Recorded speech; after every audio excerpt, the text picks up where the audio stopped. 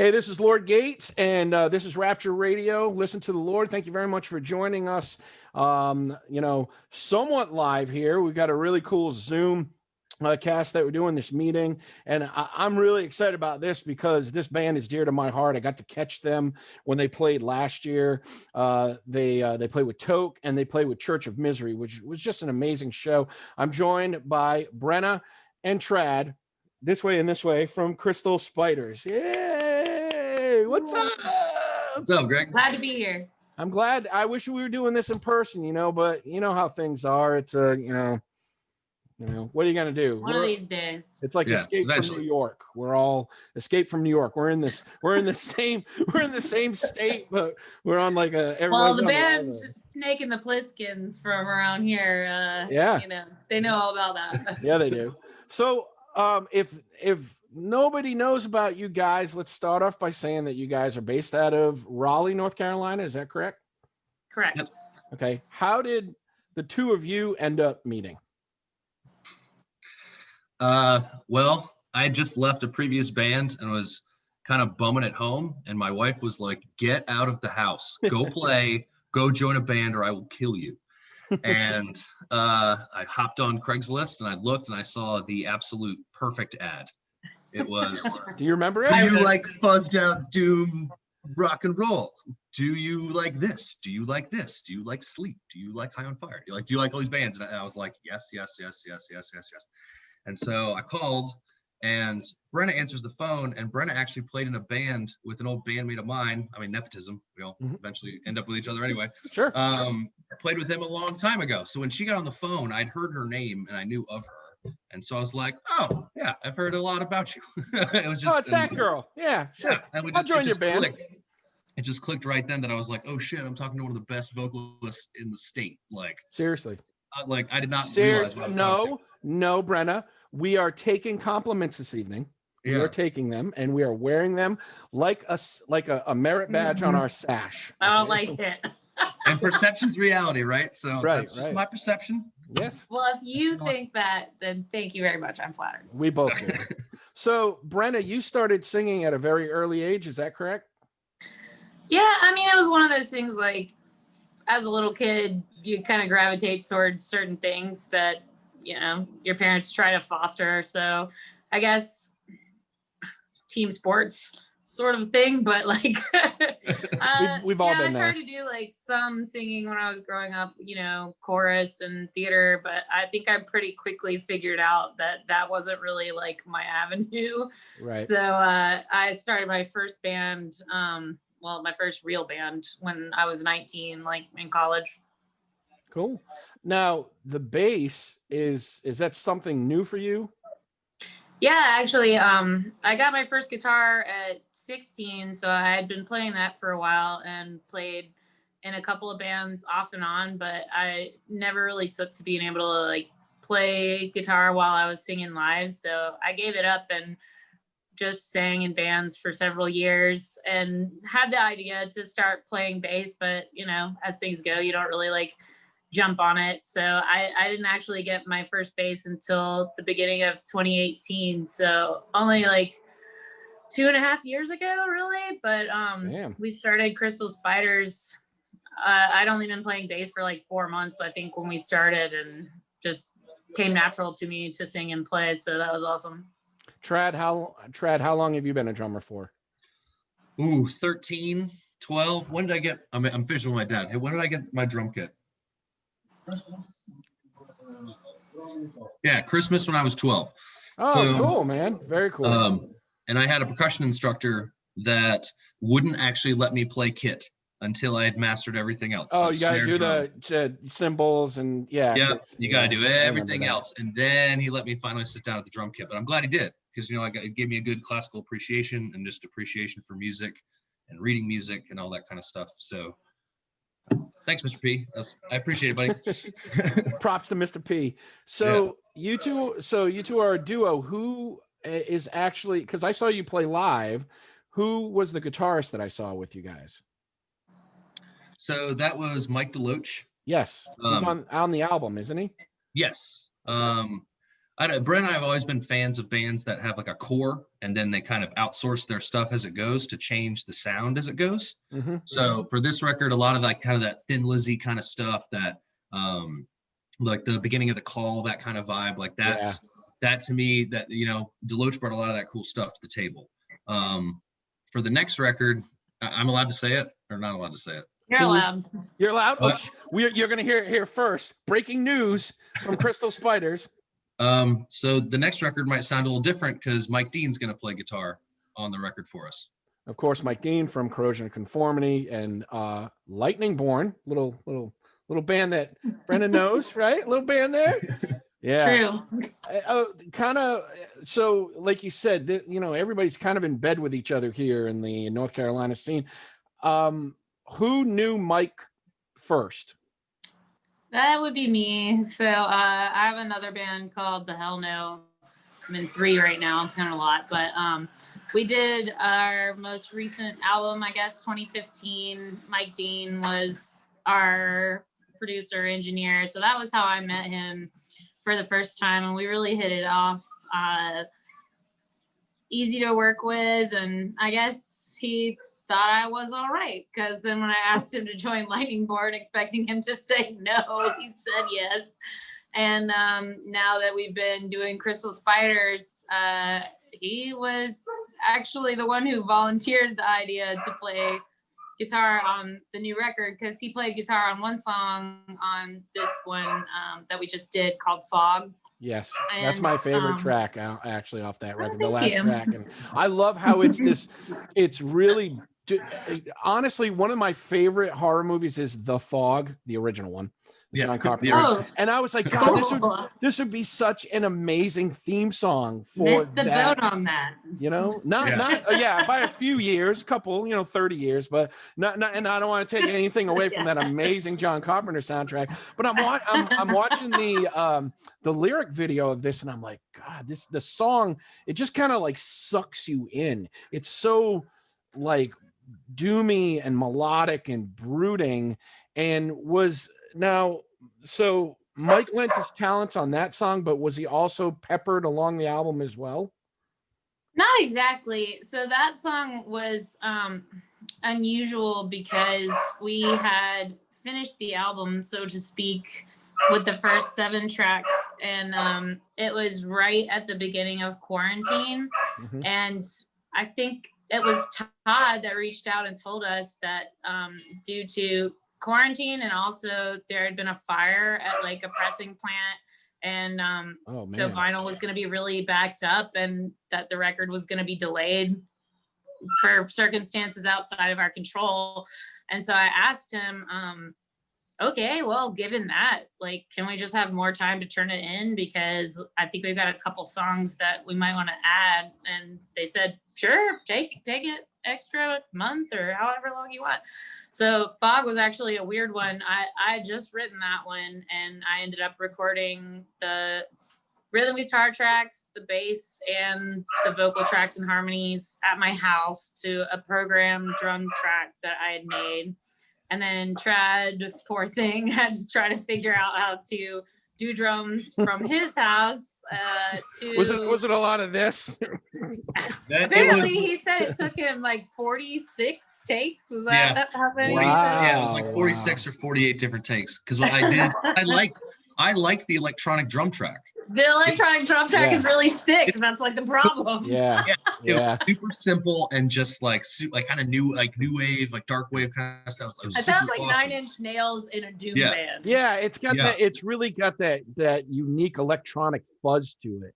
Some has fuzz, but it's got that electronica fuzz to it, which I love. Well, it was interesting because like I used different instruments from that than I had done live, obviously, and then I did it in Ableton, so like the effects that I put on the bass were different than the ones that went on in the studio. And then after Trad was done with it, that's when it went to Mike Dean, and he put extra guitar on it, but then he also played with it and put some other interesting sound effects on it to like kind of build the intrigue as it went, so to speak. So I think it is a departure in tone from the rest of the record, but like still goes along with everything else to me. So we're if nobody knows the record, it's called Molt, and it's out on Ripple Music. And I wanted to ask, how did you guys meet, or how were you approached by Todd and the guys from Ripple? Well, I kind of like nepotismed that because Lightning That's Born the running word for this. Presented by nepotism. It's okay. Like, can we It's be all right. honest? Can we be honest? Because Sure. you know, obviously Lightning Born is already on Ripple, and I didn't even reach out to anybody else. I just reached out straight to Todd and was like, "Hello, I have a new band. Would you like to put it out?" And he was like, Yes, please. "Sure." And I was like, "Do you even want to like hear the mixes or anything?" He's like, "Nah, I'm sure it's good." And He's so, totally like that. I've dealt with him before to get like, you know, pre-releases or get digital downloads, because that's one thing I don't like about Ripple, but we're changing it little by little. Is every time I buy a record from them, if I buy it directly from their website, I don't get a digital download, but then I get in touch with Todd and I get a. I was gonna say, can I tell you a shortcut? Bandcamp. Just email Todd; he'll give you a. Oh yeah, download. he's like, you bought one? Okay, cool. No, super cool guy, and I mean, that label.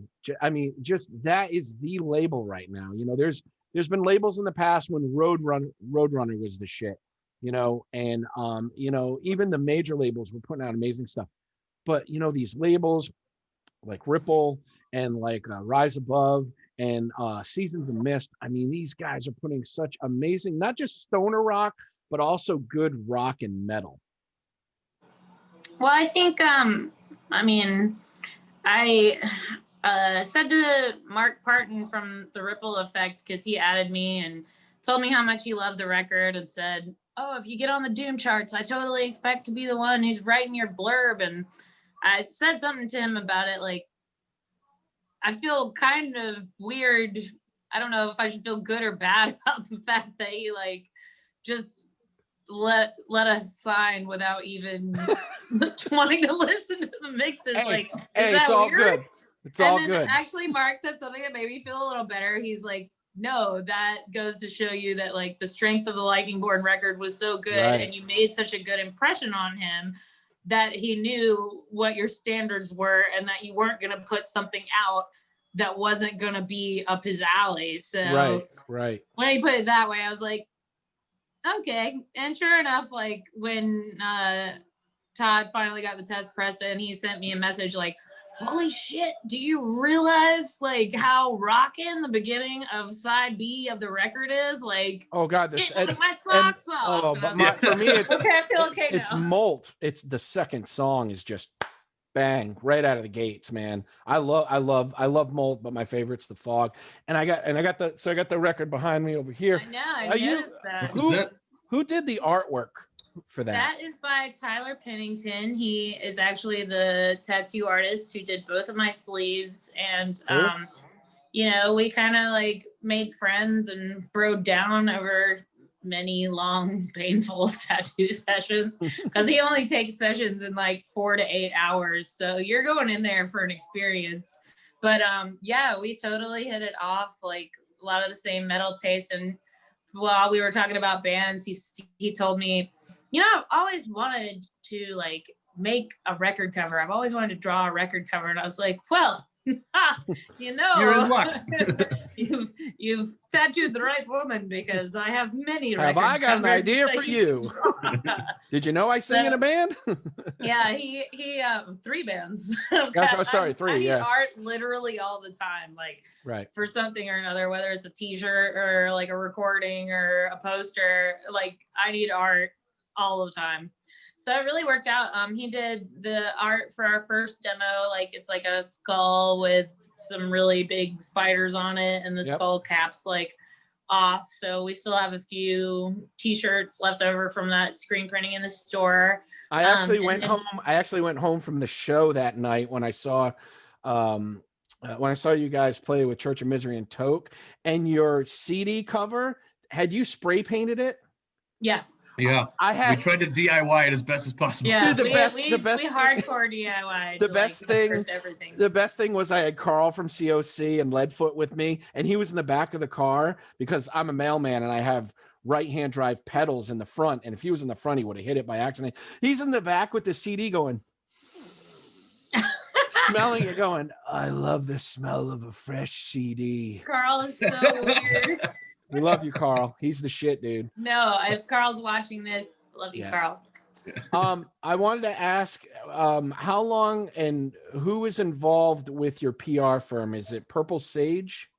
Yeah, Purple Sage PR is with Ripple now, and man, they killed the game. I'm friends with Matt Bacon, and we were trying to figure out like who did PR on the Lightning Born album, because apparently they were like between stuff, and I think it was Action PR, but I might be wrong. And they did a great job too, but Claire has just like gone above and beyond on this record, because at least on the last one, you know, like you had Mike Dean playing on the record, like you had some people from some already well-known bands, so it wasn't like as hard. Like we got our first video premiere in Revolver, I think, so like that was pretty easy.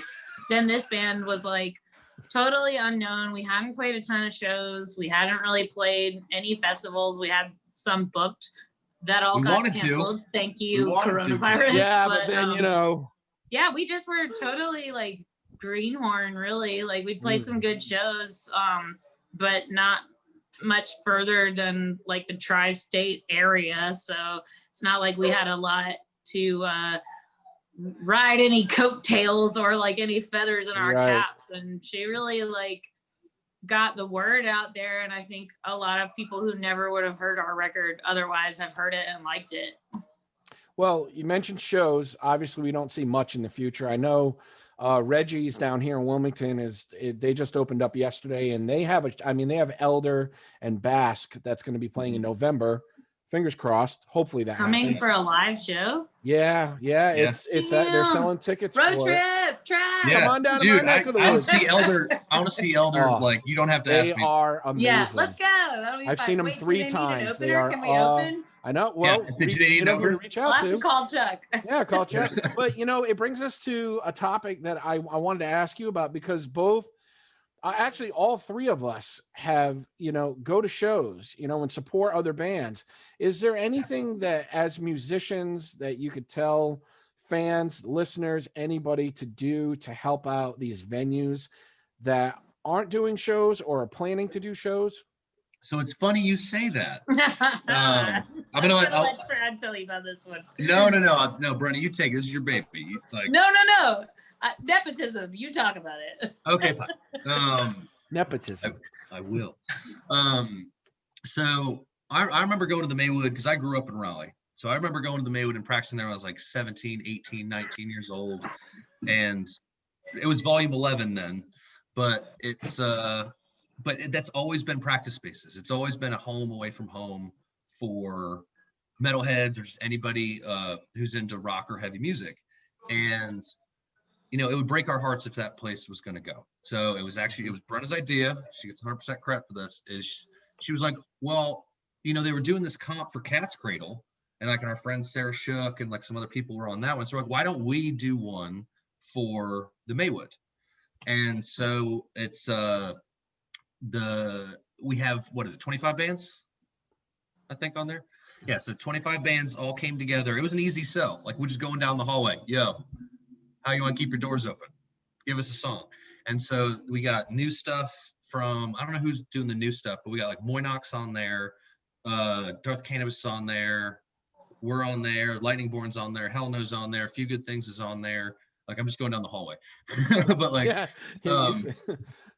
I know where they are in relationship. Yeah. I got this one in door 213 and door 212, and yeah. But no, I think it's good. It's killer. And it came out. Was it Friday? It's Bandcamp, right? It's on Bandcamp. Mm-hmm. Yeah, it's called Maywood Mayhem. It's maywoodmayhem.bandcamp.com. And they did an article about it in Metal Injection on Friday, which was pretty awesome. Very cool. I just watched the Reggies, the ASG Toke, and Weed Eater. Oh, I gotta say it right. Is Weed Eater from right down the road over there?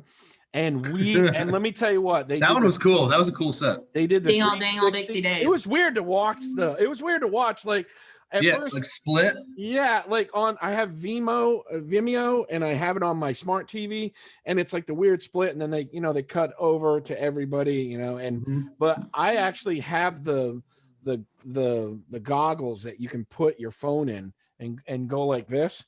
So Oh, cool. so I'm in the room, like in my bed, in my head, my bedroom, going like this. My wife walks in and she said, "What the fuck are you doing?" I'm watching Watching a Weenie show. Dog. What a seizure. Yeah, exactly. I'm trying to headbang, but as I'm Yeah. headbanging, I'm looking at Dixie's shoes, I'm looking at his head, I'm looking at his shoes, his ceiling. But it's bands trying to think outside the box now to do something, anything, so fans can just get back into the music. And I hope that this is not the staple. I hope eventually we return to the norm where it's just go out. You don't mind slamming into somebody or getting a drink spilled on you or diving off the stage or just standing in the back and just watching the band or buying merch. This is what we do. So as far as shows go for right now, nothing. Everything's on hold, right? Everything's okay, cool. All right. So I want to kind of talk a little bit. We talked about helping out the venues. We talked about the bands. We talked about follow up with recording. We got artwork and everything. I kind of want to, we got a little bit of time. We got about 5-10 minutes here. I kind of want to ask your feelings as to why do you think it is so important right now for bands to be releasing new music, even though it's in the pandemic and the push might not be as great for everybody to hear it. Well, just because there's no shows, I mean, doesn't mean that there isn't a need. Mm-hmm. So the supply and demand. When there's no supply, it's the demand will eventually decrease too, or they'll revert back to listening to the radio, which I am not a fan of for the most part. Me neither. So we got to keep the steady stream going. And there's been some awesome releases during all this stuff. Yeah, there has been. I mean, like I've been digging the new Cyclona record. I've been listening to that constantly. And the new Kind record. It's just like we need it. Like, and we need it even more because everybody's stressed out. They're pissed off. Like it's, I need something new in the car. And the more we can put out for people to have, I think it's needed now more than ever. I remember watching the King Buffalo when King Buffalo put their record out, and their record came out just before COVID hit, like right before. But they had already started doing their sessions. They weren't called quarantine sessions, but they were playing, parts of the songs off the new album. And then little by little, Clutch was doing it, and Down, and all these bands just kind of started, trying to find a way to get the music out there. What I believe is that fans will not stop buying records. They'll not stop buying merch. They won't stop downloading stuff. The only thing that we are really, really pressed for right now is live shows, but eventually we'll find a way to do it. I remember I was talking to somebody and they said that Jay Mascis from Dinosaur Jr. had an outdoor show in a field, and it was like tape.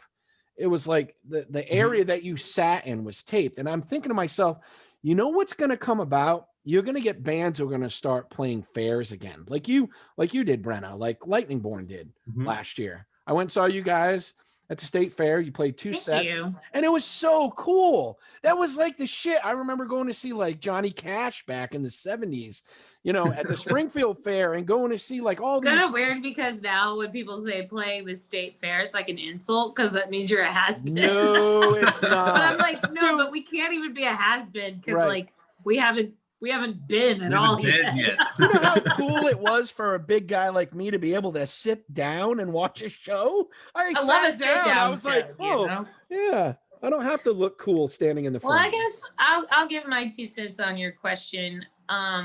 So for me, songwriting is largely like kind of self-therapeutic anyway. So it is a way to just writing songs helps keep me sane and positive and moving forward through the pandemic. So I've probably written